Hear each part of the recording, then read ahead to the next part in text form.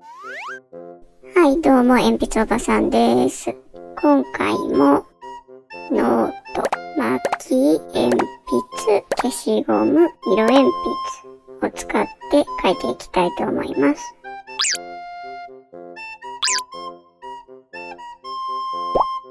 今回はですね、ピカチュウを書いていこうと思うんですけど、見本にしたのが、アニメ、新無印ポケットモンスターのキャラクター紹介ページにある、サトシのね、横に写ってるピカチュウを見本にしながら書いていこうと思います。こうやって書いてって、ちょっとね、いきなりもう輪郭から書き始めちゃったんですけど、本来ならね、こう、ピカチュウの顔がこれぐらいで、例えば体はこれぐらいっていう、ごめんね、適当で。こういうね、当たりって言うんですけど、こういうのを取ってから書いた方がね、バランス取りやすかったりするんですけど、今回ちょっとそのまま書き始めちゃったんで、また機会があったらその辺も説明しながら書く動画作りたいなって思ってます。で、ピカチュウの胴体書いてる時にね、一個だけ気にしてほしいところというか、こうするとより可愛い感じになるよっていうのが、このピカチュウも生き物なので、生き物ってこう丸みがあるじゃないですか。で、丸みがあるこの肩のライン、ここだよ、こう足の太ももとかあるとこはこれぐらいの膨らみがあるよ。こういうね、もちっとした形を意識しながら描くと、柔らかい印象の体が描けたり、顔が描けたりするので、ピカチュウ描くときはちょっと曲線を意識しながら描いた方がいいと思います。で、今足描いてるんですけど、足はこの、ね、さっき説明したこの丸いこのライン。こういう風にね、足の場所があるとしたら、ちょうど真ん中ら辺からこう、足の先っちょが生えてる感じ。この膨らみの真ん中ら辺を意識しながら描いたら、ちょうどいい位置ぐらいにピカチュウの足が来ると思います。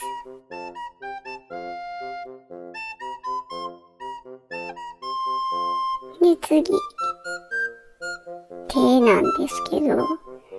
手はね、この顔のフェイスラインのこのピカチュウのぷくっとした部分のちょっとした、ほんとちょっとずれたところからこうなってたんで、こっから描いていってます。で、下の腕はこっからね、これぐらいの測って、目で測って、この辺にあるなーってんで、こっからこうシューッと描き始めてます。で、ピカチュウね、指5本だったんで、山を5個。ここはね、細かくしなくても大丈夫です。で、こっちの手も、この顔のラインのちょっと離れたとこから描き始めて、描き始まりがあるんで、こっから描いていってます。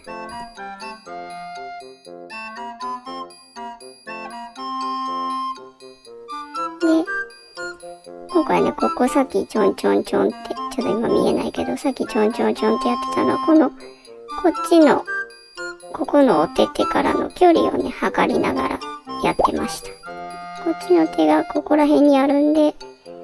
こっちのちょっと見にくいね。戻して。こっちの手がね、この辺にあるんで、こっちの手はこの辺だよーっていうのを見ながら描いてます。で、指5本はさっきも言った通りね、5本さえ描いときゃ手になるんで、あんまり細かく、このね、こっからこの範囲に収まるように山描いとけば手っぽくなると思います。で、今ここね、絵では影で表現されてるんですよ。ピカチュウの顔自体はこういう風な輪郭であるので、日本の絵のこの影の部分、顔の輪郭がわかりやすいようにちょっとだけ今鉛筆で描き出してま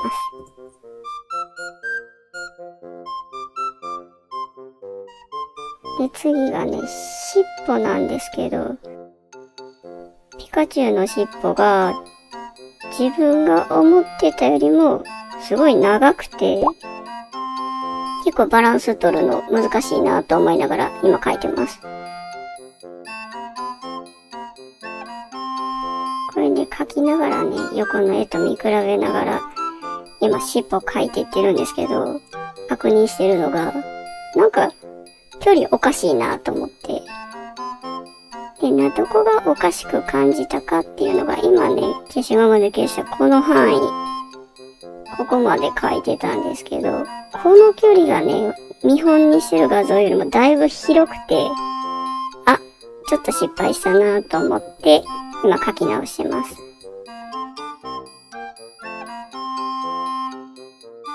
描き終わった後もね、そうやって見本と見比べて、違う部分があったら修正してっていう、本当にね、見るっていうのが何よりも大事なんで、見て観察して、変なとこがあったら修正して、っていうのを繰り返してます。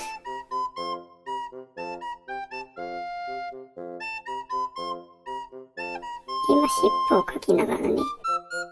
今こうやってピーってやったじゃないですか。鉛筆の先っちょでね。で、これが何したかっていうと、この後わかりやすく鉛筆で、こうね、地面なんですよ、こっからここまでがね。で、ピカチュウのこの足と、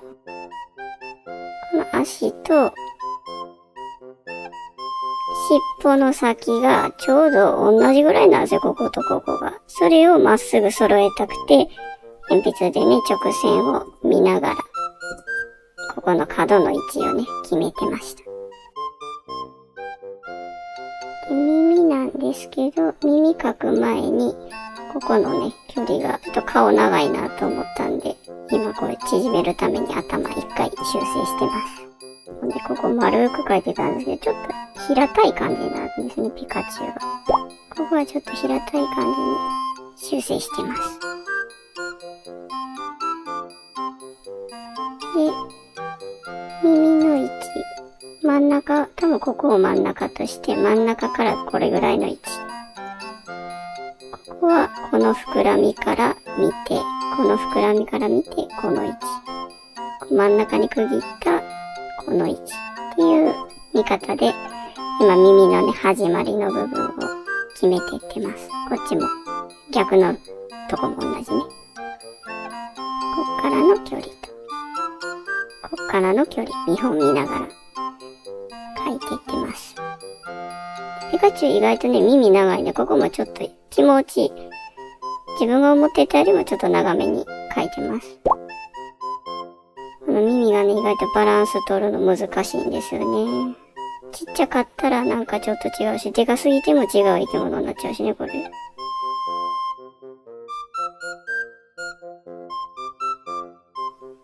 次。ピカチュウの顔の中描くので、またね、こう、点々点々と、あたりをね、ここ、あたりを取ってってたんですけど、あたりを取るにあたって、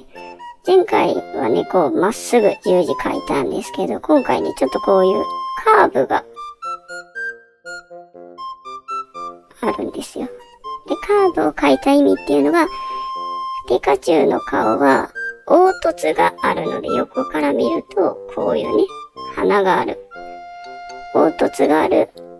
この部分は、この部分に当たるんで、この丸みを意識して、当たりの線も入れてます。で、今回も中心になる部分は、ピカチュウの鼻の位置にしてます。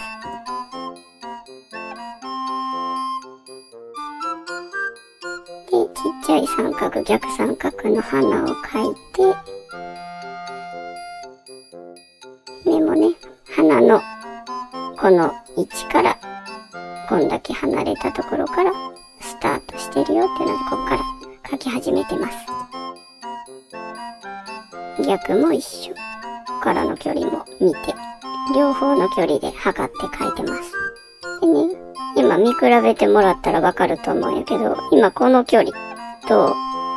この距離、こっちの方がね、明らかに長いんで、ね、今バランス変やなーって思いながら見てるところです。なので、こっちの目の位置を今から修正していきます。で、バランスよく目が描けたところで目のハイライト。ピカチュウの目のハイライトの位置は、丸に描いたとして、で、バッテン描くでしょ、こう。バッテン描いた、バッテンを描いた内側、この辺を意識して描くとちょうどピカチュウの目のハイライトぐらいの位置になると思います。多少ね、前後はあるんで、そこはこう可愛いなって思うバランスのところで描いてあげてください。で、ピカチュウのほっぺたの電気袋のところも、このね、ほっぺの丸みに沿って、丸く、ほっぺのこの丸みに沿って立体感ある感じで丸く描くと、可愛いほっぺたになると思います。口の始まりと真ん中のへっこんでる部分と、口の終わり。こっからのね、距離見ながらと、この鼻からの距離見ながら、点を打ってます。で、それをつなぐように、ピカチュウのね、もにっとした、こういうもにっとしたお口につながるように描いています。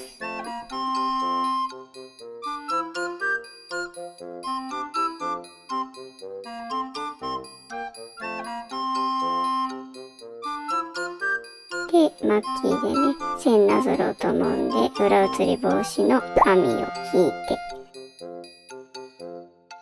で、線を引くときは、力を入れすぎないように、一定の速度で、引きやすい方向っていうのがね、利き手によってあるんですけど、右利きの人はだいたい上から下に引くのと、左から右に引くのが書きやすい向きになります。で、今ちょっとね、動画撮りやすいようにするために、こう固定してね、書いてるんですけど、本来なら、こう、紙の方をね、自分が線引きやすい方に動かしながら書いた方がなぞりやすいんで、みんなはね、紙動かしてやって全然いいと思います。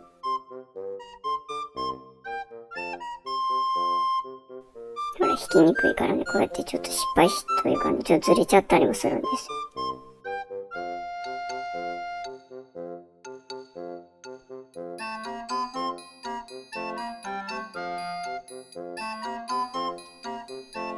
あ、そうだ。尻尾の描き方でね、一箇所自分なりにちょっとさっき気をつけたとこがあって、ここがね、ピカチュウのやつって真四角じゃないんですよ。こういう四角が続くんじゃなくて、こういうね、四角が続くんじゃなくて、こ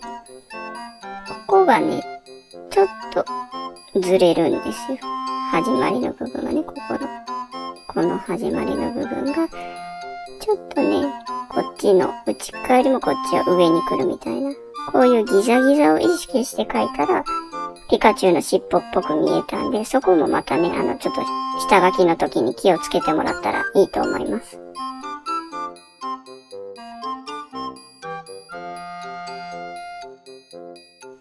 でね、目のハイライトを描く時なんですけど、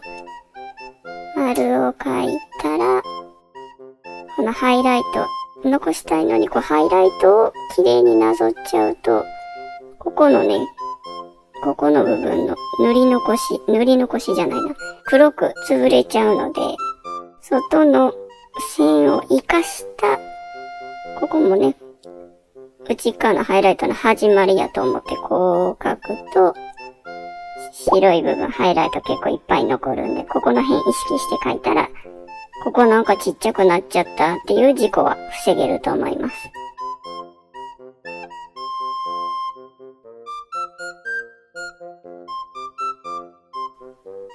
で、今回ね、この顎の部分線わざと引いてますね。ここはね、影になる部分だったんで、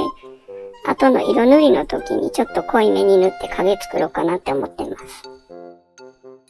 で、一個描き忘れてたのが、ピカチュウの尻尾の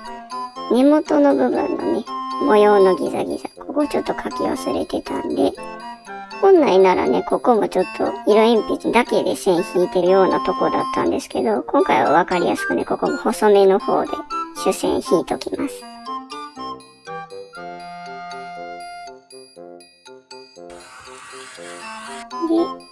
で、次、色塗り。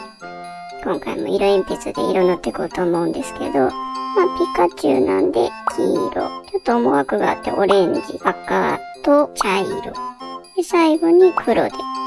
このね、5色を使ってピカチュウ塗っていきます。で、色塗るときは、薄い色と